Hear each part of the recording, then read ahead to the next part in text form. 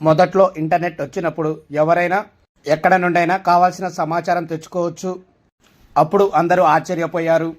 మొదట్లో ఆన్లైన్ పేమెంట్లు వచ్చి ఎవరైనా ఎక్కడైనా ఎప్పుడైనా ఆన్లైన్లో డబ్బులు పంపొచ్చు అన్నప్పుడు చాలామంది భయపడ్డారు. అలాగే మొదట్లో ఆన్లైన్ షాపింగ్ వచ్చినప్పుడు ఇంట్లో నుండే మనకు కావాల్సిన వస్తువులు కొనుక్కోవచ్చు అన్నప్పుడు చాలామంది నమ్మలేదు. ఇలా ఏ కొత్త టెక్నాలజీ వచ్చినా మొదట్లో ప్రజలు వాడాలంటే భయపడేవారు. కానీ అవి ఇప్పుడు మన జీవితంలో ఒక భాగం అయిపోయాయి. దాదాపు ప్రతి ఒక్కరు కూడా వాటిని ఉపయోగిస్తున్నారు. అలాగే ఇప్పుడు మరొక కొత్త టెక్నాలజీ వచ్చింది. అదే బిట్కాయిన్ అనే ఒక క్రిప్టో కరెన్సీ. ఎప్పటిలాగానే ప్రజలు దీనిని వాడడానికి భయపడుతున్నారు. కానీ భవిష్యత్తులో ఇదే అసలైన మనీ అవ్వచ్చు. ఈ బిట్కాయిన్ని మనం చూడలేము, తాకలేము, అంతా ఇంటర్నెట్లోనే ఉంటుంది. బిట్కాయిన్ వచ్చిన మొదట్లో అసలు దీనికి విలువ ఉండేది కాదు. 5-6 రూపాయలు కూడా ఒక బిట్కాయిన్ వచ్చేసేది. కానీ ఇప్పుడు ఒక్కొక్క బిట్కాయిన్ విలువ 15 లక్షల రూపాయలు. ఈ వీడియోలో అసలు బిట్కాయిన్ ఇంతలా ఎందుకు పెరుగుతుంది, ఈ బిట్కాయిన్ ఎలా పనిచేస్తుంది, ఇది ఫ్యూచర్ కరెన్సీ అవ్వబోతుందా, అసలు ఇండియాలో ఇది లీగలా ఇల్లీగలా, దీనిని కొనాలా వద్దా, ఒకవేళ ఇన్వెస్ట్ చేయాలి అంటే ఎలా చేయాలి, ఇలా బిట్కాయిన్కి సంబంధించి పూర్తిగా ఈ వీడియోలో తెలుసుకుందాం. నాగరికత మొదలైనప్పటి నుంచే డబ్బు అనేది చలామణిలో ఉంది. కాకపోతే మొదట్లో ఉప్పు, కాఫీ గింజలు, గవ్వలు అటువంటి వాటిని డబ్బుగా ఉపయోగించేవారు. ఆ తరువాత బంగారం, వెండి నాణాలు వచ్చాయి. తర్వాత పేపర్ మనీ వచ్చింది. కానీ ఇప్పుడు మొత్తం ఆన్లైన్ పేమెంట్సే అయిపోతున్నాయి. ఎంతలా డిజిటల్ అయింది అంటే ఈ ప్రపంచంలో ఉన్న మొత్తం డబ్బులు కేవలం 8% మాత్రమే నోట్ల రూపంలో లిక్విడ్ మనీగా ఉంది.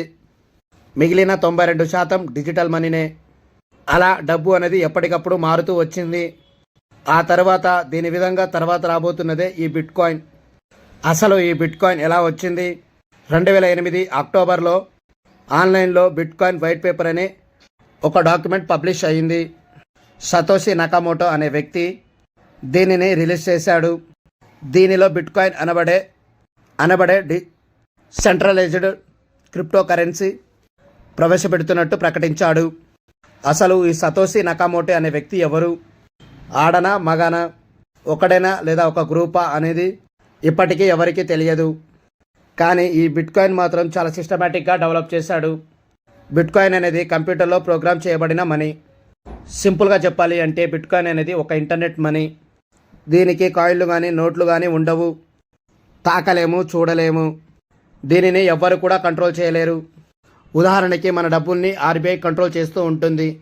అలా ఏ దేశపు కరెన్సీని ఆ దేశపు సెంట్రల్ బ్యాంకులు కంట్రోల్ చేస్తూ ఉంటాయి. కానీ బిట్కాయిన్ అలా కాదు.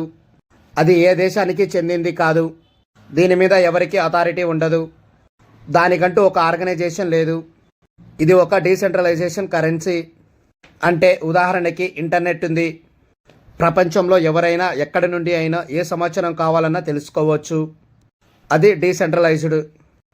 అలాగే బిట్కాయిన్ కూడా ఎవరైనా సరే ప్రపంచంలో ఎక్కడికైనా ఎంత అమౌంట్ అయినా పంపుకోవచ్చు. మన రూపాయికి 100 పైసలు ఎలాగో అలా ఒక బిట్కాయిన్కి 10 కోట్ల సాతోషిస్ ఉంటాయి.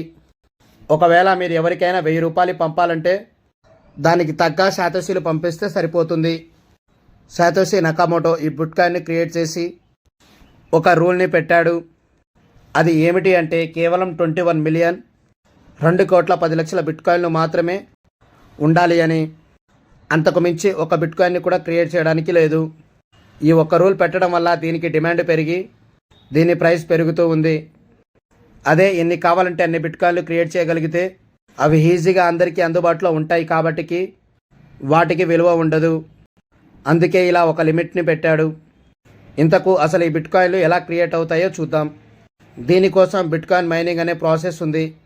అంటే మనం ఎవరికైనా డబ్బు పంపిస్తే మధ్యలో బ్యాంక్ కానీ లేదా వీసా వంటి కంపెనీలు కానీ మీడియేటర్లుగా ఉంటాయి. ఇవి ట్రాన్సాక్షన్ సరిగ్గా జరిగిందా లేదా అని చెక్ చేస్తాయి. కానీ బిట్కాయిన్ల మధ్యలో మీడియేటర్లు కానీ ఆర్గనైజేషన్ కానీ ఎవ్వరూ ఉండరు. అందుకోసం ట్రాన్సాక్షన్ వెరిఫై చేయడానికి మధ్యలో బిట్కాయిన్ మైనింగ్ అనే ప్రాసెస్ని పెట్టాడు. ఈ మైనింగ్ ప్రాసెసింగ్ చేసేవారిని మైనర్లు అని అంటారు. ఉదాహరణకి ఒక వ్యక్తి నుండి మరొక వ్యక్తికి బిట్కాయిన్ని ట్రాన్స్ఫర్ చేశారు అనుకోండి. అది ట్రాన్స్ఫర్ అయ్యే గ్యాప్లో ఒక మ్యాథమెటికల్గా ప్రాబ్లం ఉంటే ఒక బ్లాక్ క్రియేట్ అవుతుంది. ఇప్పుడు ఈ బిట్కాయిన్ మైనర్లు ఆ ప్రాబ్లమ్ని సాల్వ్ చేసి బ్లాక్ చైన్ లేదా లెడ్జర్కి యాడ్ చేస్తారు. ఈ బ్లాక్ చైన్ అనేది ఒక పొద్దురు చుట్ట లాంటిది. ప్రపంచంలో ఎవరు ఎవరికి బిట్కాయిన్ పంపినా ట్రాన్సాక్షన్ ఈ బ్లాక్ చైన్లో ఉంటుంది. ఇది కేవలం ఏదో ఒక కంప్యూటర్లో ఉండదు. ప్రపంచంలో ఎన్ని వేల మంది అయితే మైనింగ్ చేస్తూ ఉంటారో వాళ్ళందరి మైనింగ్లో బ్లాక్ చైన్ అంతా ఎప్పటికప్పుడు అప్డేట్లో ఉంటుంది. ఇదే బిట్కాయిన్లో ఉండే అద్భుతం. ఎందుకంటే ఎవరు కూడా ఈ బిట్కాయిన్లో ట్రాన్సాక్షన్ని హ్యాక్ చేయడం కానీ లెక్కలు మార్చేసి ఫ్రాడ్ చేయడానికి కానీ అవ్వదు. ఎందుకంటే ఏదో ఒక కంప్యూటర్ని హ్యాక్ చేయొచ్చు, కానీ బ్లాక్ చైన్ నెట్వర్క్లో ఉండే మొత్తం కంప్యూటర్లోనే హ్యాక్ చేయడం ఎవరికి సాధ్యం కాదు. ఒకవేళ మీరు బిట్కాయిన్లో ఇన్వెస్ట్ చేయాలనుకుంటే ఒకటి గుర్తుపెట్టుకోండి, మీరు ఇన్వెస్ట్ చేసిన తర్వాత మొత్తానికి బిట్కాయిన్స్ మాయమైపోయినా, లేదా మన ఇండియాలో బ్యాన్ చేసినా, లేదా బిట్కాయిన్ ప్రైస్ జీరో అయిపోయినా పర్వాలేదు అనుకున్నవారు మాత్రమే ఇన్వెస్ట్మెంట్ చేయండి. అది కూడా ఒకేసారి ఎక్కువ డబ్బు కాకుండా అప్పుడప్పుడు 100 రూపీస్ లేదా ఒక 500 1000 మాత్రమే ఇన్వెస్ట్ చేయండి. అంతేకాని మొత్తం బిట్కాయిన్ని కొనాల్సిన అవసరం లేదు. మనం ముందు చెప్పుకున్నాం కదా, ఒక బిట్కాయిన్కి 10 కోట్ల శాతోసిస్ ఉంటాయని. అలా 100 రూపీస్కి ఎన్ని శాతోసిస్ వస్తాయో అని కొనుక్కోవచ్చు. అసలు ఈ రిస్క్ మనకెందుకు, ఈ ఇన్వెస్ట్మెంటే వద్దనుకుంటే ఇంకా చాలా మంచిది. కానీ ఒకవేళ పొరపాటున ఇంకో 5-10 సంవత్సరాలు ఒక బిట్కాయిన్ ప్రైస్ ₹1 కోటి చేరుకుంటే అప్పట్లో కొని ఉంటే బాగుండు అని కూడా మనం ఫీల్ అవ్వచ్చు. కాబట్టి బిట్కాయిన్లో ఇన్వెస్ట్ చేయాలా వద్దా మీరే నిర్ణయించుకోండి. ఓకే గైస్, మరిన్ని ఇంట్రెస్టింగ్ వీడియోస్ కోసం మా ఛానల్ సబ్స్క్రైబ్ చేసుకోండి, పక్కనే ఉన్న బెల్ ఐకాన్ ప్రెస్ చేయండి. Okay, thank you, bye.